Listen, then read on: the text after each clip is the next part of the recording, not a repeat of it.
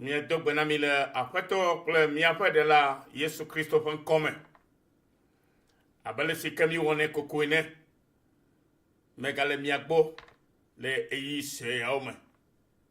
Be míawo katã míanɔ du aleke be Mawu ƒe ŋusẽ, Mawu ƒe gbɔgbɔ nate mu anɔ zime na mi. Aleke be yeƒe nya siwo le gatsɔ na mi le gaƒoƒo ya me la, ne wɔ dɔ geɖe le mía dometɔ ɖe sia ɖe ƒe agbeza me. Eŋunyeye ɖe le kekem eye enuwo le tɔtrɔm eye enuwo le gbegblẽm ɖe dzi vɔ aƒetɔ ƒe didie nye be enuwo nenyo ɖe dzi. Ke leke míawɔ hafi nuwo le ate ŋu anyo ɖe dzi o alo anyo wu le si ke wòle fifi o me hã. Nu ɖeka si ke le ate wɔe koe nye dzɔdzɔnyenye ƒe agbenɔnɔ. Dzɔdzɔnyenye ƒe agbenɔnɔ ye nye míaƒe egbe ƒe etanya. Dzɔdzɔnyenye ƒe agbenɔnɔ. Ke ne míayi ɖe hehlẽ me le gaƒoƒo ya me la, medi be míayi ɖe Yesaya ƒe agbalẽ tablatɔ vɔ eve me. Míayi ɖe Yesaya ƒe agbalẽ tablatɔ vɔ eve kpukpu wuiatɔ va yi ɖe kpukpu wuienyilia dzi. Afi ma míahlẽ le bena kpukpu wuiatɔ va yi ɖe kpukpu wuienyilia dzi. Va se ɖe esime woakɔ gbɔgbɔ ɖe mia dzi tso dziƒo eye gbegbe nazu atikutsetse bɔ eye woabu atikutsetse bɔ la ɖe avewo dome. Ekema ʋɔnudɔdrɔ̃ dzɔdzɔe anɔ gbegbe eye dzɔdzɔnyenye axɔ aƒe ɖe atikutsetse bɔ la me. Dzɔdzɔnyenye vavãtɔ metsonu anye ŋutifafa eye dzɔdzɔnyenye vavãtɔ ƒe ekutsetse anye tomefafa kple dedienɔnɔ tegbee. Nye dukɔ anɔ teƒe siwo ŋutifafa le, aƒe siwo me dedienɔnɔ le kple teƒe siwo tomefafa kple dziɖeɖi le. Hallelujah. Dzɔdzɔnyenye ƒe agbenɔnɔ. Nɔvi lɔlɔtɔwo le aƒetɔ Kristo me kple nɔvi siwo katã le gbe sem le gaƒoƒo ya me. Mawu le nu ƒo na mi le Yesaya ƒe agbalẽ ya me abe nyagblɔɖi siwo gblɔ da ɖi ene. Eye wònye nyateƒe nyamatrɔ aleke be nye kple mia sem ɖe le egɔme. Eye le edzi yi me hã la, míeva xlẽ Malesi ƒe agbalẽ tave. Míaxlẽ tso kpukpui amatɔ axe ɖe kpukpui ame adadrea me. Afi ma míagasem ɖe gɔme le afi ma hã. Vɔ le afia la, Biblia le gbɔgblɔm na mi be míanya be amegbetɔwo hiã ɖe dzɔdzɔnyenye. Eye nu ke nye dzɔdzɔnyenye? Dzɔdzɔnyenyea vavãtɔ la etso Mawu gbɔ. Abe dɔ si ke aƒetɔ Kristo va wɔ ne anyigba katã alo xexea me katã la, dzɔdzɔnyenye ƒe dɔ wòva wɔ. Ale be ate ŋu aɖe mía me siwo nye madzɔmadzɔtɔwo le madzɔmadzɔ ƒe mɔ dzi heya hekplɔ mi va dzɔdzɔnyenye ƒe mɔ la dzi. Si ke gɔme nye be aɖe mi le madzɔmadzɔwo me.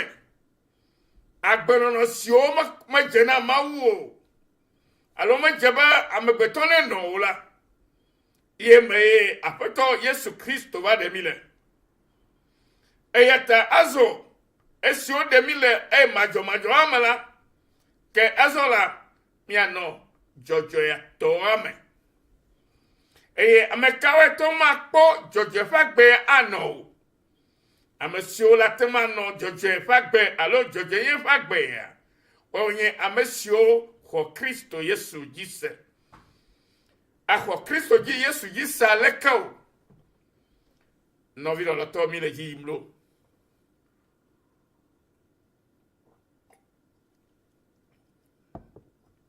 axɔ Kristo Yesu dzi se leke xɔa Kristo Yesu dzi se ɖo alebe ame sia me nate me atrɔ zi dzɔdzɔ ye ƒe ame ɖo ye ko gɔme nye be natrɔ le dziwo me nado dzesi wo amenyenye be nuvɔ wɔla yi wònye eye nuvɔ me yewo dzi ye ɖo eye na gbenu le wo ŋutɔ ƒe amenyenye si ke nye nuvɔ ƒe ame la gbɔ ne natrɔ va Kristo gbɔ be Kristo nagbatrɔ gbugbɔ gadzi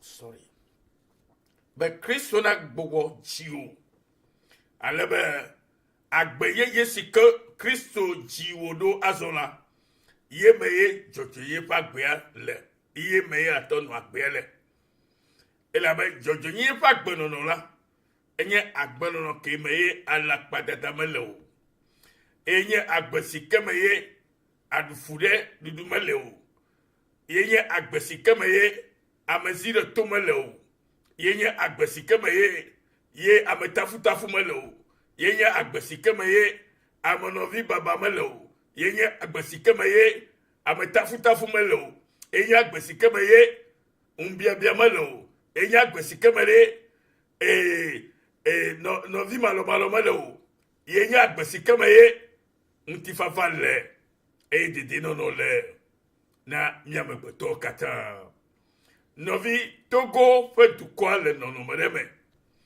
eye mia Togovi siwo Mawu tie be miagblɔe ne dukɔwo nate ma trɔ dzi me ne xɔxɔ na nye Togoviwo katã tɔ la eya ta ye ozi mia dzi be miagblɔe ne miaxɔ nya siawo ne mia katã miakpɔ ŋutifafa le anyigba si ke Mawu kɔ na mi la dzi eya ta gbeƒã ya le ɖiɖim be Mawu be yeaɖiɖi yeƒe gbɔgbɔ kɔ ɖe yeƒe amewo dzi si ke ɖe fia bena esi ke Kristo va eye wòva wɔ eƒe do si nye ɖeɖekpɔkpɔ ƒe doa egblɔ be yemagblẽ mi ɖe tsevi o ne yi la yeaɖo nyaxɔla ɖe akɔɖi ɖe mi eye ye la va ɖe nuwo gɔme na mi eye yagaɖe nuwo fia mi geɖe eta gbɔ be va se ɖe esime woakɔ gbɔgbɔ ɖe mia dzi tso dziƒo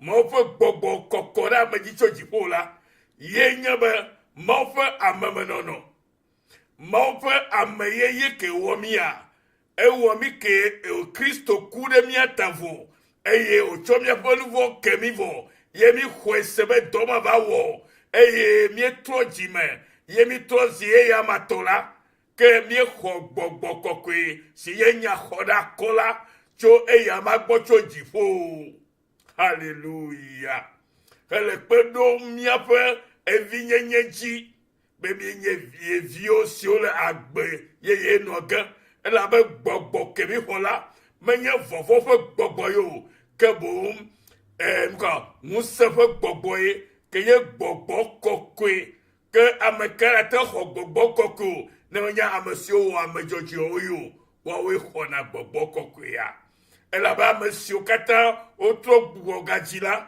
gbɔgbɔ kɔkɔe le kpe ɖo woƒe gbugbɔ gadzi dzi na woe ma bena azɔ la kɔkɔnyenye kple dzedze ƒe agbenɔ ke mi le ye gbɔgbɔ kɔkɔe la nɔ mia me eya ta yokɔ gbɔgbɔ kɔkɔe ɖe tso dziƒo kɔ ɖe mia dzi eye azɔ la ɖeke wogblɔ na mi o wobe va se ɖe esime woakɔ gbɔgbɔ ɖe mia dzi tso dziƒo haleluya eye gbegbe nazu atikutsetse ebɔ gbegbe fi ke ye ekuɖiɖi le afi ke ye nuwo mele o tsɔ la egbegbe la ne kpɔ ne trɔsi teƒe nyui aɖe si ke ye me ye vovo la nɔ, si ke me ŋutifafa la nɔ, si ke me dedienɔnɔ anɔ na mia ame siwo katã trɔsi Mawu ƒe vi alea.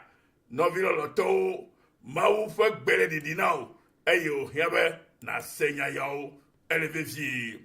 Eye bena egbegbe fi si ke kuɖiɖi alo fi ke atiwo mele hã o la, azɔ ke wokɔ gbɔgbɔ kɔkɔe ɖe la, ke enuwo trɔ zi yeye. Egɔme alɔdze si ke mi trɔ zu le Kristo ŋuti la, mi ɖo le atseku, eku si ke me ye woakpɔ ŋkɔ atikutsetse nyuiwo le.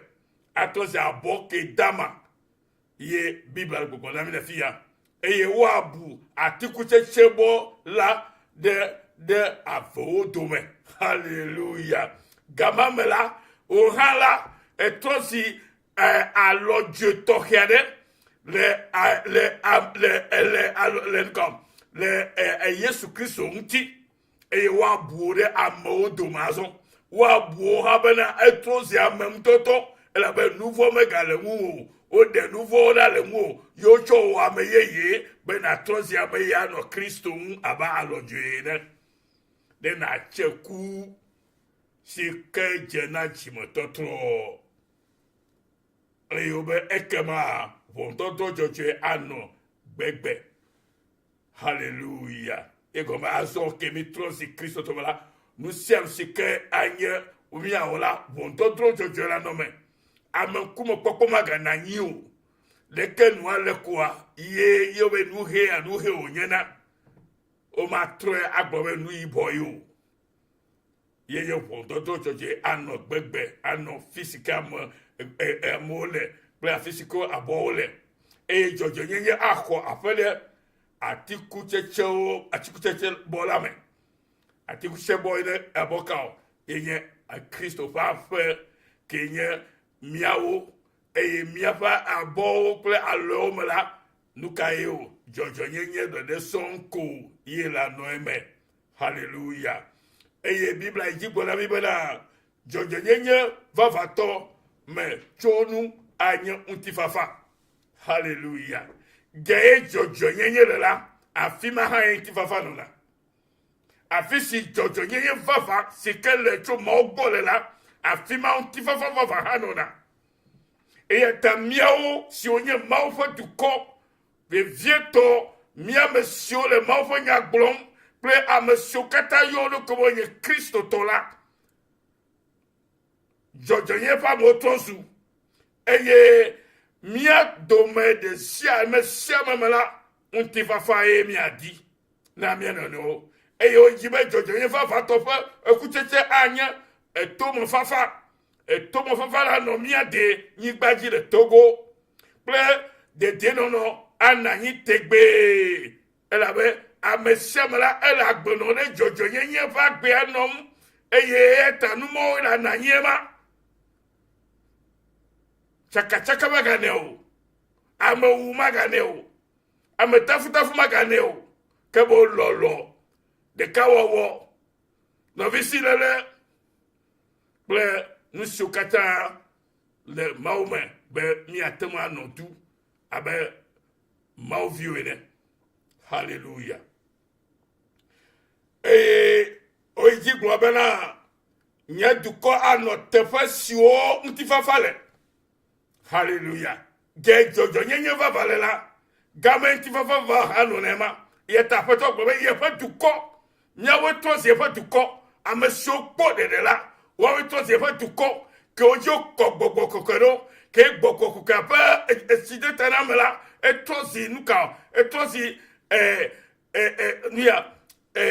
nubabla tɔxɛ ɖe Mawu tsɔ ɖo kpe yeƒe dzɔdzɔenyenye dzi le mia me. Eye ta ame sia ame si ke nye Kristotɔ egbe la, le nyateƒe me subɔ Mawu le nyateƒe me kple gbɔgbɔ me la, nuteƒe la, dzɔdzɔenyenye tɔ wònye, dzɔdzɔenye ƒe ame wònye. Eye afi sia afi si koto la, ŋutifafa le afi ma. Ne ŋutifafa me le afi ɖewo la, òwoe le ahe ŋutifafa afi ma. Ne dzɔdzɔenye me le afi ɖewo la, òwoe le ahe dzɔdzɔenye ƒe afi ma. Eye ame ŋkume kpɔkpɔ me nɔna eme o. Hallelujah. Nɔvi lɔlɔtɔwo, nye dukɔ anɔ teƒe siwo ŋutifafa le. Après siwo me dedinono le kple eƒe kple teƒe siwo to mo fafa kple dziɖeɖeɖi le. Nɔvi egbe ɖe dziɖeɖeɖi le Togoa. Dziɖeɖeɖi li mía denyigba dzi mahã. Mesia bela gbe be awo nukata yo. Nukata.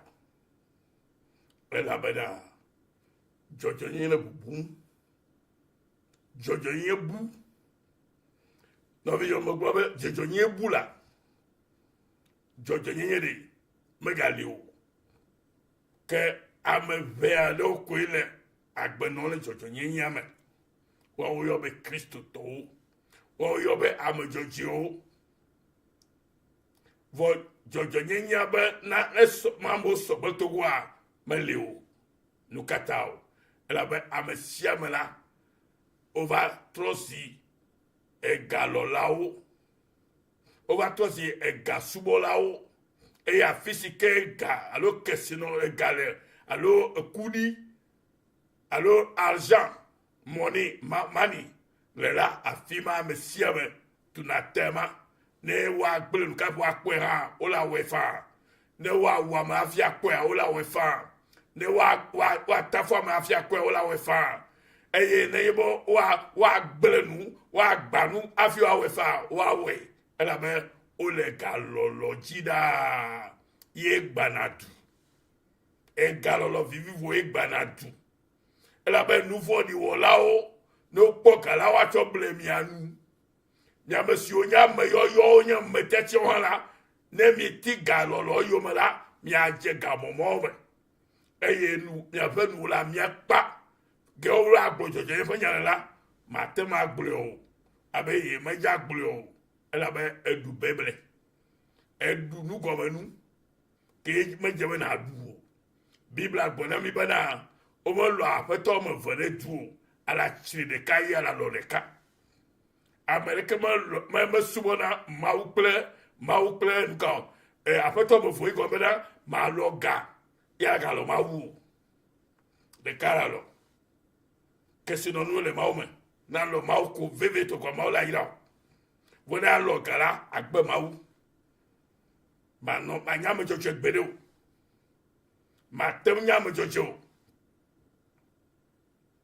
o be ekatsaka le etrɔ kple enuka tsɔtsi xɔ enuka gbedoxɔ me ŋu hã katsaka mele mo matɔ nɔ gbedoxɔ me yim vɔ agaba yi nɔ trɔxɔ me yim o matɔ nɔ mawu subɔm vɔ agaba nɔ nu bubuwo subɔm o mawu ɖeka dzibo ne subɔ eye ta wohe ŋutifafa va na mi to dzɔdzɔ aƒetɔ ƒe dzɔdzɔnyenye me ye wohiã be wo ke nye kristotɔ la edze be na se gɔme bena na nye kristotɔ la magada alakpa o ge alakpa le la ala si le fi ma ala to nya teƒe le fi ma ameku kpɔkpɔ magana anyi o dzɔdzɔnyenye ma ye tɔ tuna du togoviwo egbe amewo le gbɔgbe pastɔwo le eya wɔm kple eyawo wɔm nu ka dzɔ bɔ elabena ame geɖewo yɔ pɛpɛ gakea ko va tsɔ galɔlɔ da ɖi la wobu mɔa eye wova yi ɖo framasɔneliwo me wova yi ɖo enu bubuwo me